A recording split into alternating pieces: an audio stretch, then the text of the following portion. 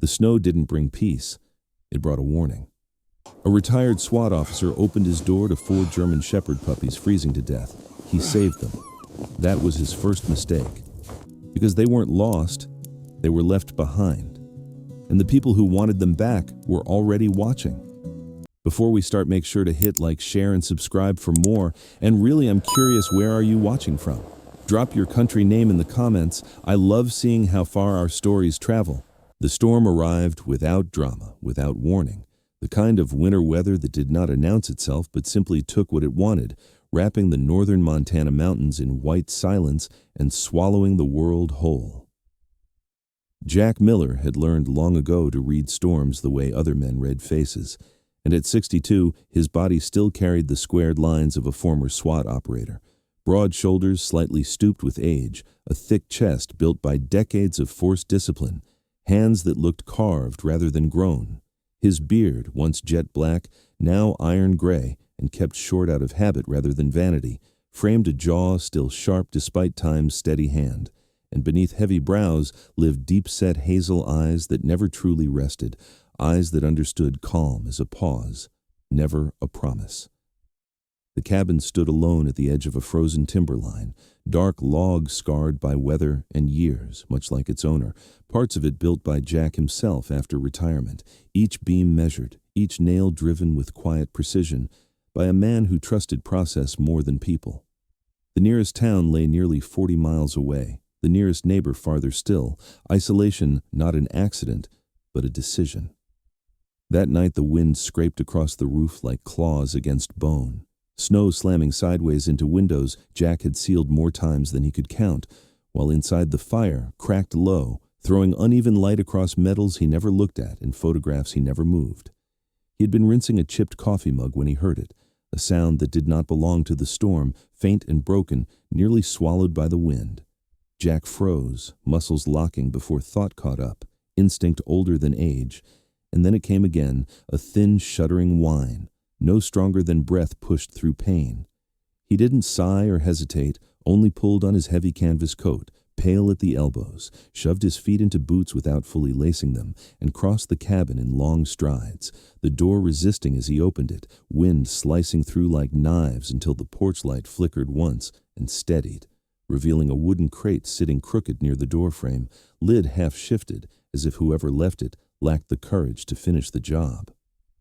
Snow had begun to fill the corners, and inside, 4 tiny shapes pressed together, black and tan fur trembling violently, bodies so small they barely looked real, German Shepherd puppies, newborns, no more than a couple of weeks old. Jack's breath caught sharp and unexpected, frost clinging to their fur, ice crusting one pup's whiskers, another lying unnaturally still with shallow, uneven pulses, and for one brief moment the past surged up hard and fast. Spokane, a hostage scene, a warehouse fire, the weight of a body gone limp in his arms while snow fell beyond shattered glass. "Damn it," he muttered as he dropped to one knee, cold biting through his jeans though he barely felt it, hands hovering uncertainly over the puppies and away. That unsettled him more than fear ever had, because there was no command structure for helplessness. The largest pup stirred beneath his shadow, letting out a weak, defiant squeak, more protest than pain, another wriggling closer with a blind nose against cold wood while the smallest barely moved at all. Jack swallowed hard, scooped the crate against his chest, shielding it from the wind as the storm clawed at his back, panic flaring sharp when he felt how cold they were, a sensation he hadn't known since he convinced himself he was done being responsible for fragile lives. The door slammed shut behind him, sealing the storm out and trapping the soft, trembling sounds inside, the cabin suddenly too quiet, as if holding its breath, while Jack moved fast but careful, laying the crate near the fire, stripping off his coat to wrap the puppies, then adding a wool blanket he recognized instantly, one his late wife had knitted years ago, uneven yarn and imperfect edges, never meant to be used again. The puppies squirmed weakly as warmth returned, the largest nudging his knuckles with surprising determination, another burying its face into the fabric, while the smallest remained frighteningly still. Jack lifted that one gently, cupping it in his palm, fur coarse with ice, body too light, pressing it to his chest beneath the blanket and letting his own heat do what the fire could not. "Stay with me," he murmured, not praying, not commanding, just asking. And as minutes dragged heavy, his mind betrayed him. Faces, names, a rookie with nervous hands, a negotiator who trusted him once and paid for it, and Sarah, tall and lean with warm brown skin that smelled faintly of cedar soap, dark hair worn loose and wild, laughter easy, love fierce, death quiet, because cancer never cared about courage. He hadn't saved her. The fire popped loudly, snapping him back. One puppy crying stronger now, another kneading the blanket as if remembering something it shouldn't yet know. And Jack exhaled slowly, grounding himself the way he always had, one task, one life at a time, reaching for his cracked phone, searching with clumsy urgency, reading and rereading instructions, warming milk, feeding them slowly, counting swallows like heartbeats until the smallest finally responded, tongue barely touching the milk. And Jack's shoulders sagged just a fraction. By the time the storm eased near dawn, the puppies were no longer silent. They breathed, they twitched, they clung, 4 fragile lives curled against a man who had sworn never to carry that weight again. Winter still raging outside, while inside something had shifted. Jack Miller sitting on the floor with his back against the chair, eyes open, listening to the storm and the soft proof of life in his arms, unaware that this single, unwanted interruption had already reopened a door he believed sealed forever. Morning did not arrive all at once. It seeped into the cabin slowly, pale and hesitant, as though winter itself was unsure whether the night had truly ended, the storm loosening its grip while the cold remained, quiet and watchful against the walls. And Jack Miller had not slept, sitting where he had stayed all night with his back against the worn leather chair, legs numb, shoulders stiff, listening to 4 tiny lives breathe. The puppies lay bundled together on the blanket near the fireplace, bodies no longer rigid with cold but still trembling, each shiver a reminder of how close they had come to vanishing, and in the dim morning light their features sharpened, black and tan coats still thin and patchy, round bellies, oversized paws promising futures they were far too small to understand, German shepherds beyond doubt, yet for now nothing more than fragile sparks refusing to go out. Jack rose slowly, joints protesting in a dull chorus, moving like a man twice his age, not from weakness but habit, because wasted motion had once meant death, and he knelt beside them again, studying them the way he used to study problems with no training manual. The largest pup wriggled first, grunting with mild outrage, shoving his head against the others to claim space he hadn't earned, and Jack watched him with something like recognition. "You've got a lot to say for someone that size," he muttered. The second pup stirred calmly, lifted his head, then settled back down, choosing warmth over defiance, while the third twitched even in sleep, limbs restless, paws paddling at unseen ground as if already chasing something, and the smallest lay closest to Jack's knee, chest rising and falling in shallow but steady rhythm, still too quiet, too light, tightening something behind Jack's sternum the way silence once had before things went wrong. "All right," he said softly, "one step at a time." The day broke into fragments as Jack turned the cabin into half safe house, half nursery, dragging a small table near the fire, lining it with towels, setting alarms every 2 hours for feeding and warmth checks, learning quickly how narrow the margin was because too much heat could kill them and too little would finish what the storm had begun. He mixed powdered milk with warm water, hands steady despite the unfamiliarity, hands that once breached doors and hauled men from gunfire now holding spoons and cloths, measuring life by touch. The largest pup latched onto the spoon with ferocity, milk dribbling down his chin, and Jack snorted softly. "Rex," he said without thinking, the name settling like something solid. The calmer one drank patiently, trusting in a way that unsettled Jack as he stroked his back. "Bruno," he murmured, a grounded name for a grounded soul. The restless one pawed at Jack's wrist, squeaking when the spoon lagged. Jack shook his head faintly. "Leo, you're going to be trouble." The smallest came last, always last, lifted, carefully and pressed against Jack's chest before feeding, mouth opening slowly, swallowing with deliberate effort, fur darker than the others as if the night had tried and failed to keep him. Jack watched him breathe. "Ghost," he whispered, not for eeriness but for how close he had come to slipping away unseen. Exhaustion settled deep as hours passed, Jack nodding off between alarms, snapping awake with sharp inhales, sleep arriving only in flashes of hallways, crackling radios, and Sarah's laugh echoing where walls no longer stood. The memory surfaced as he cleaned the pups with a warm cloth.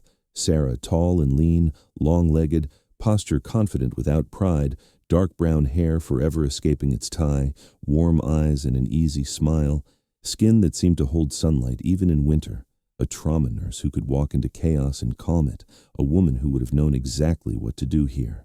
And the ache came sudden and sharp, Jack pressing his thumb too hard before easing off, the puppies squirming, alive and unaware of the ghosts they stirred. By afternoon, the cabin smelled of milk and wood smoke, snow outside falling softer now, and Jack stepped onto the porch to dump cold ash, breath clouding as the world looked deceptively peaceful, white and untouched, as though nothing fragile fought for survival within. When he returned, Rex had crawled halfway out of the blanket protesting gravity, Leo wriggling after him, Bruno staying put, and Ghost curled tight with eyes twitching beneath closed lids, and Jack laughed, the sound rough and startled like a door forced open after years. "Looks like you're not quitting on me," he said as he gathered them back together. As night fell again, Jack realized the silence had changed, no longer empty but occupied, every small sound carrying weight, and he sat with them through another long night, feeding and warming and watching, not thinking about tomorrow or what came after winter, only about keeping 4 fragile hearts beating while snow continued to fall outside. And life, stubborn and quiet, persisted inside. The third morning broke colder than the last, not with a bite, but with a lingering weight that seeped into wood and bone alike, snow lying untouched beyond the porch in a smooth, deceptive calm, as though the land itself were holding its breath, and Jack Miller stood at the window with coffee cooling in his hand, eyes scanning the tree line out of habit more than concern. The puppies were stronger now. Rex barked an uneven, ridiculous sound, swollen with confidence rather than volume, while Leo chased his own tail with clumsy determination. Bruno stayed close to Jack's boots, content to watch the world instead of challenge it, and Ghost sat apart, small body still, nose lifting slightly as if listening to something beyond sound, a stillness Jack noticed immediately because Ghost had been doing that more often. "You hear something I don't?" Jack murmured, and the pup's ears twitched, nose lowering to the floor, then angling toward the door as a soft, unsettled whine slipped free, low and uneasy, and Jack set the mug down. Years ago, during a warehouse standoff that had gone sideways, Jack had ignored a feeling just like this, an almost invisible detail that didn't fit, and a man had died for it, a lesson carved deep enough that instinct was never superstition, only memory refined by pain. And then a low engine hum rolled faintly through the air. Jack stepped onto the porch just as a dark SUV crested the snow-packed drive, moving slowly and deliberately, tires crunching with controlled weight, not local, because locals didn't drive like that in winter without reason, and the vehicle stopped short of the porch as 2 men stepped out. The first was tall and lean to the point of sharpness, early 40s maybe, sandy blonde hair slicked back and untouched by wind, a face wearing practiced friendliness that never quite reached pale blue eyes, tan jacket too new and too clean for real work. The second was broader and heavier through the chest with a thick brown beard, trimmed close, dark hair cut military short, movements economical and controlled as his gaze swept the barn, the tree line, the porch corners, and Jack knew that one had training, would have bet his pension on it. "Afternoon," the blond man called, smiling, apologetic and warm. "Sorry to bother you. We're with Northern Paws Animal Rescue, looking for some lost puppies, German shepherds. Someone said they might have been left out this way." And his voice was right, posture open, but everything else was wrong.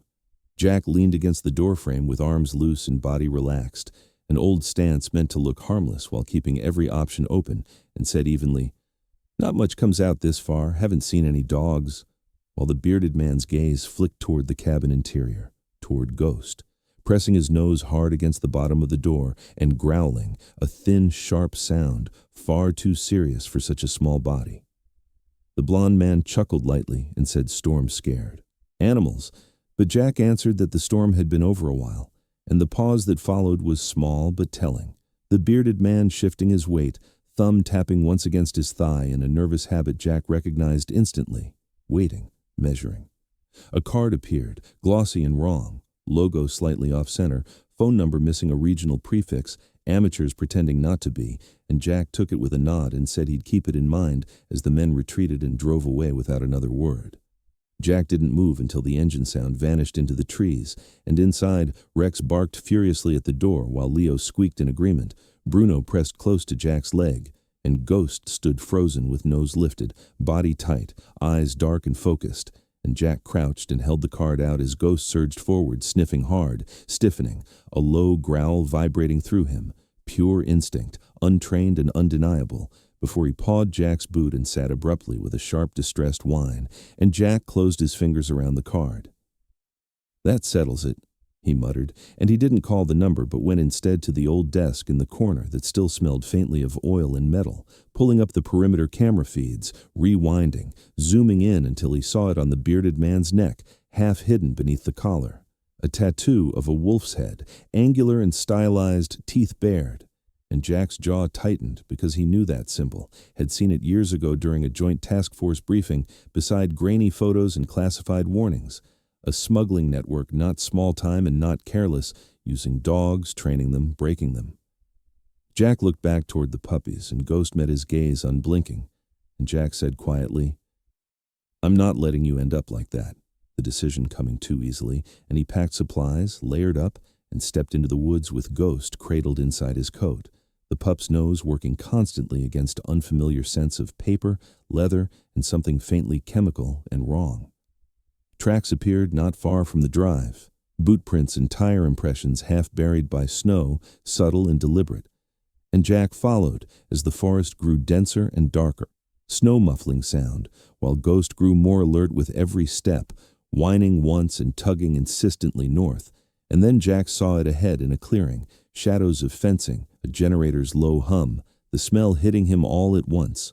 Oil, metal, animals, too many animals. And from the ridge, he saw makeshift kennels half hidden among trees, heavy fencing and chains, shapes moving inside, large dogs pacing and whining, restless and contained, and Jack backed away slowly with heart pounding not from fear, but recognition, because the past he had buried had just dug itself back out, and this time it had teeth. Snow returned with intent that night, not in violent gusts, but in relentless sheets that erased tracks as fast as they were made, turning the forest into a shifting maze of white, and Jack Miller stood just inside the tree line with breath steady and Ghost pressed close beneath his coat, the pup's small body a warm, trembling compass against his ribs, while below the ridge the illicit kennels slept uneasily, lights dimmed and generators muttering like guilty consciences. Jack did not rush, because he never had.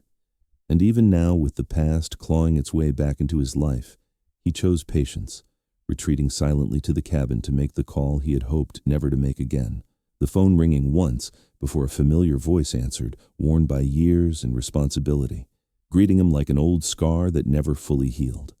Daniel Foster had not changed much since their last operation together a decade earlier, late 50s now, and broad-shouldered but leaner, hair thinned and steel gray at the temples, beard trimmed with the practicality of a man who slept little, eyes carved by decisions that carried weight, once federal task force, and now a senior coordinator with enough authority to move quietly and fast, having traded youth for caution. Jack spoke plainly, as he always had, describing the fake rescue workers, the tattoo, the clearing, the chained dogs pacing in the dark, saying nothing of fear because he didn't need to. And after a moment of silence, Daniel agreed to loop in a small team, off the books until verified, following Jack's lead. When the call ended, Jack leaned against the wall, with eyes closed briefly, as the decision settled into him with finality, knowing there was no stepping back now, and he moved the puppies into the safest corner of the cabin, doubling blankets, checking the fire, leaving precise notes about feeding and warmth as if someone else might need them, Rex protesting loudly, Leo wriggling free, Bruno calm as ever, and Ghost returning to Jack's chest without hesitation, nose already working. Hours later, they met Daniel's team at the edge of an old logging road where 3 unmarked vehicles idled low, snow-swallowing sound as agents moved with quiet competence, and among them was Maria Chen, early 40s with sharp cheekbones and dark hair braided tight, eyes alert and calculating yet softening when she knelt to ghost level, a former K9 handler who understood dogs the way medics understood wounds, asking softly about the pup and smiling when Jack said he was young but honest. They moved under cover of snowfall with Jack at the front and Ghost in a small improvised harness, the pup tracking chemical residue with steady certainty, tugging whenever Jack hesitated. And Jack trusted it because he had learned when to, until the clearing emerged again closer and uglier, with welded fencing, chains worn fresh, and full-grown dogs pacing with hollow-eyed vigilance, while a handler prowled between rows, compact and scarred, in a way that spoke of places where mercy was rare. Jack signaled and Daniel's team fanned out, snow cloaking them, and the moment came and passed like a breath finally released as lights flared, voices shouted, chaos snapped tight and broke, Jack moving exactly as needed, cutting chains and murmuring steady reassurance as frightened dogs surged forward, Maria guiding them toward crates with calm hands and anchoring voice, a handler lunging and Jack blocking and disarming without flourish as years fell away and the body remembered what the mind had buried. A single gunshot cracked and then silence returned, orders echoing and fading into snow until Ghost pulled hard toward the far edge of the clearing, scent stronger and different, and Jack followed to a low, half-collapsed shed, where beneath a tarp lay the breeding pen, a German shepherd mother crouched inside with ribs stark beneath dulled fur and eyes burning with exhausted terror, ears flattened and no growl left to give, and something in Jack's chest fractured quietly as Maria arrived breathless and whispered disbelief.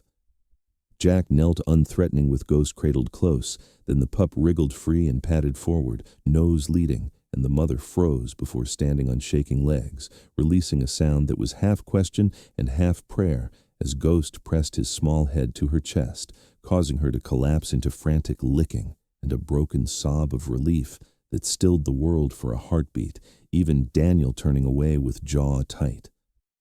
They secured the mother gently, guided her and the freed dogs into transport, logged evidence and sealed coordinates, and by the time dawn edged the horizon the clearing was empty, cruelty stripped away and silence returning, Jack standing apart as snow softened to a whisper, with Ghost warm and tired against his chest, the work finally done.